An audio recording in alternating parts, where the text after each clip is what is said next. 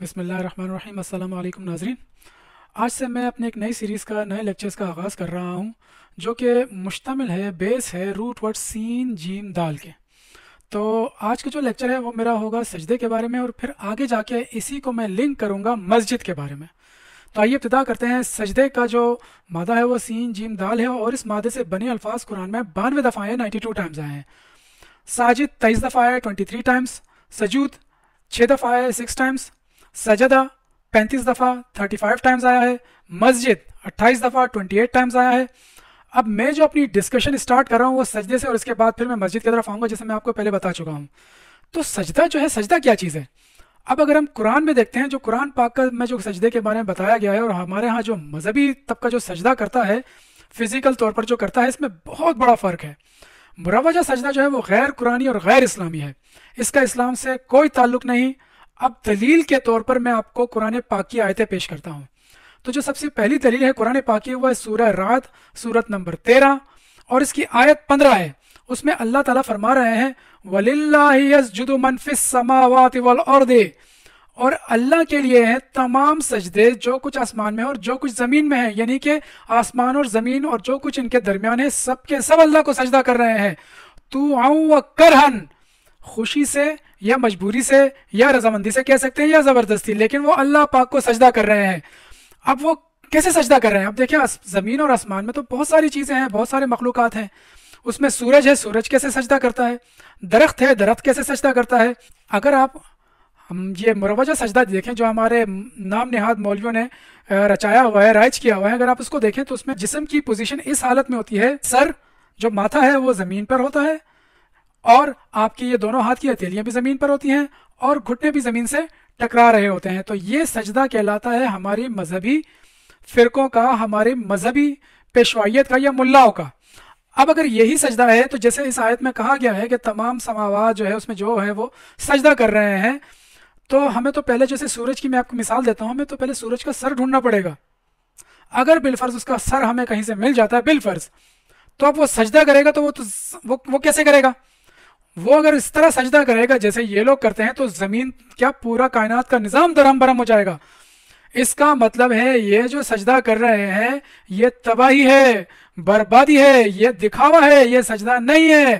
اگر اسی طریقے سے سماوات کی دوسری چیزیں سجدہ کرنے لگ جائیں، چاند کا بھی ہم کسی طریقے سے سر ڈھونڈ لیتے اور وہ بھی سجدہ کرے، زمین کا بھی کسی طریقے سے سر ڈھونڈ لے اور وہ سجدہ کرے، تو آپ تصور کر سکتے ہیں کائنات میں کتنی تباہی آئے گی۔ تو اس کا مطلب ہے یہ جو سجدہ ہے یہ تباہی ہے، بربادی ہے، دکھاوا ہے، یہ وہ سجدہ نہیں ہے جس کی قرآن بات کر رہا ہے۔ آگے چلتے ہیں۔ ایک اور دلیل سورہ نحل کی ہے، سورہ نحل سورت نمبر 16 اور اس کی آیت نمبر 49 اور 50 میں آپ کے سامنے پیش کروں گا۔ تو پہلے 49، پھر وہی الفاظ وَلِلَّهِ يَسْجُدُ مَا فِي السَّمَاوَاتِ وَمَا فِي الْأَرْضِ مِن دَابَّةٍ وَالْمَلَائِكَةِ وَهُمْ لَا يَسْتَكْبِرُونَ، اور جو کچھ زمین میں ہے، جو کچھ آسمان میں ہے، وہ سب اللہ کو سجدہ کر رہے ہیں، ایون کہ جتنے جاندار ہیں، ملائکہ ہے، اور وہ تکبر نہیں کرتے، وہ سجدہ کر رہے ہیں یہ تمام جاندار۔ اب آگے اگر ہم آیت دیکھتے ہیں، اسی صورت کی 50 آیت دیکھتے ہیں، تو اس میں کیا لکھا ہوا ہے؟ یخافون ربہم من فوقہم، ان کو خوف ہے اپنے رب کی نافرمانی کا جو ان کے اوپر ہے، ان کو خوف ہے اپنے رب کی نافرمانی کا جو ان کے اوپر ہے، اور وَيَفْعَلُونَ مَا يُؤْمَرُونَ، اور وہ وہی کام کرتے ہیں جس کا انہیں حکم دیا جاتا ہے۔ وَيَفْعَلُونَ مَا يُؤْمَرُونَ، اور وہ وہی کام کرتے ہیں جس کا انہیں حکم دیا جاتا ہے۔ سورج کو کیا حکم دیا گیا ہے، چاند کو کیا حکم دیا گیا ہے، زمین کو کیا حکم دیا گیا ہے، درخت کو کیا حکم دیا گیا ہے، سب اس حکم کی فرما برداری کر رہے ہیں، اطاعت کر رہے ہیں، اور وہ کام کر رہے ہیں۔ جبکہ یہ ایک انسان جس کو بااختیار اللہ نے پیدا کیا ہے، یہ وہ سجدہ کر رہا ہے، وہ دکھاوے کا سجدہ کر رہا ہے جس کا کوئی لینا دینا نہیں ہے اس نام سے، جس کی اللہ تعالیٰ نے کوئی دلیل نازل نہیں کی، جو کہ غیر قرآنی ہے۔ اور یہ جو سجدے ہم نے مخصوص اوقات اور مخصوص جگہوں کا انتخاب کر کے ہم کر رہے ہیں، یہ تو اس سجدے کے بالکل برخلاف ہے، جہاں نہ کوئی وقت کی قید ہے، نہ کوئی جگہ کی قید ہے۔ آپ دیکھ لیں، ان کو جو حکم دیا جاتا ہے، جو حکم دیا جا رہا ہے، وہ اس کو پورا کر رہے ہیں، وہ نہ وقت دیکھ رہے ہیں، نہ جگہ دیکھ رہے ہیں، وہ اس حکم کی تعمیل کر رہے ہیں۔ جبکہ ہم کیا کریں؟ ہم نے مخصوص اوقات میں माथा को जमीन पर रखना और इसको हमने सजदा करार दिया गया है। अरे भाई ये गैर कुरानी है, ये शिर्क है। हमने अल्लाह की अताअत करके दिखानी है। हमने अल्लाह की अताअत कैसे करके दिखानी है? हमने जमीन पर अमन का निजाम कायम करके, जो कि तमाम इंसानियत के लिए होगा, न किसी खास फिरके के लिए, न किसी खास ग्रोह के लिए, न किसी मजहब के लिए, न किसी रंग के लिए, न किसी नस्ल के लिए। खालिस इंसानियत का निजाम लेकर आना है। दिखावे के सजदे जो कि हराम है, गैर कुरानी है, ये नहीं करना है। एक और दलील देखें सूरह हज की, सूरह हज सूरत नंबर 22 और इसकी आयत नंबर 18 में क्या लिखा हुआ है? अलम तरा अन्नल्लाह यस्जुदु लहू, अलम तरा अन्नल्लाह, अल्लाह ताला क्या फरमा रहे हैं? देखें, क्या तुमने नहीं देखा? अलम तरा अन्नल्लाह, अल्लाह फरमा रहे हैं कि क्या तुमने नहीं देखा? यस्जुदु लहू, इसके आगे वो सब सजदा करते हैं। मन फिस समावाति व मन फिल अर्द, जो कुछ आसमान में और जो कुछ जमीन में है। वश्शम्सु वल कमरु वन नजूमु वल जिबालु वश्शजरु वद्दवाबु व कसीरम मिनन नास। देखिए यहाँ तो एक एक का नाम लेके भी बता दिया।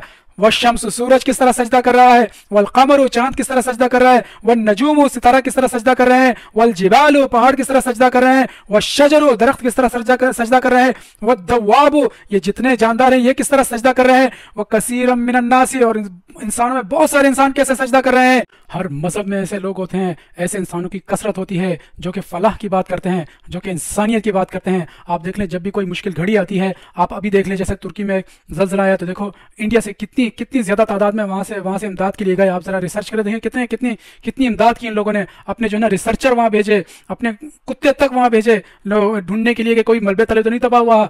मशीनरी भेजी, लोग भेजे। इसी तरह हमारे यहाँ जब ज़लज़ला आया था, पूरी दुनिया से इमदाद आई। इसी तरह साइंसदान है, किस तरह वो कायनाती कुव्वतों को मुसख्खर करके और इंसानियत की फलाह के लिए वो वक्फ कर देते हैं। तो इसलिए कहा कि बहुत सारे इंसान ये भी सजदा कर रहे हैं। तो अब आप मुझे बता दें कि अगर ये इस किस्म का सजदा होगा तो शम्स कैसे सजदा करेगा, कमर कैसे सजदा करेगा? मैंने कहा था ना कि सर को जमीन पे लेके आना है, माथा जमीन पे रगड़ना है, माथे को टिकाना है जमीन पर। अगर हम इन सब, ये जो जितने हैं, इन सब का अगर दरख्त का हम देख लें, किसी तरीके से हम सर निकाल ही लें, तो अगर वो सजदा करेगा तो वो तो तबाही लेके आएगा, वो तो बर्बादी लेके आएगा। तो देखिए, इससे साफ जाहिर है कि ये सजदा तबाही और बर्बादी के सिवा कुछ भी नहीं है। अब यहाँ कुछ बहुत अहम चीज़ें हमें पता लग रही हैं। वो क्या चीज़ है? पहली चीज़ तो ये है कि जो सजदा, ये मुरवजा सजदा, जो ये हमारी मजहबी पेशवाइयत और ये मजहबी फिरके ये जो ये सजदा करते हैं, ये तरीका कुरान में कहीं नहीं है। ये तरीका कुरान में कहीं नहीं है। जबकि कुरान में क्या कहा जा रहा है? पहली चीज कही जा रही है कि आसमान और जमीन और जो कुछ उनके दरमियान है सब अल्लाह को सजदा कर रहे हैं।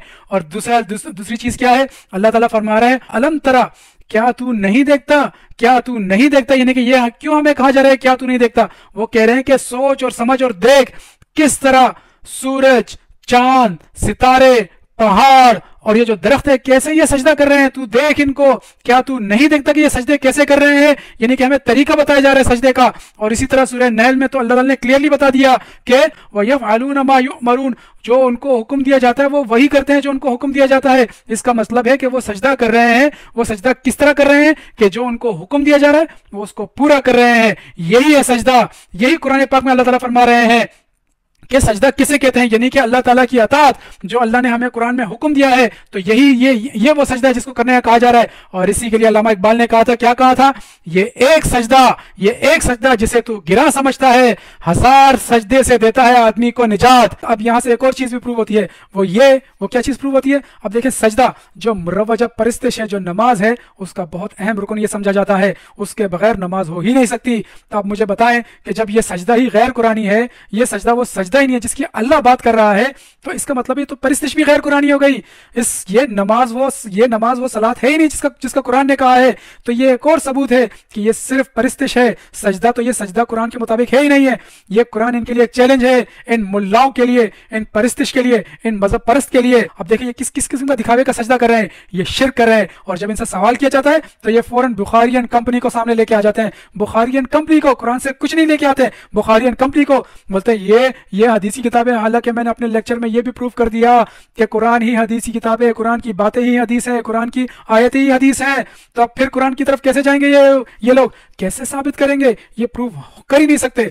सूरह नहल की आयत नंबर 50 में तो अल्लाह ने साफ साफ बता भी दिया, वयफ़अलून मा युअमरून, वो वही काम करते हैं जो उनको कहा जाता है।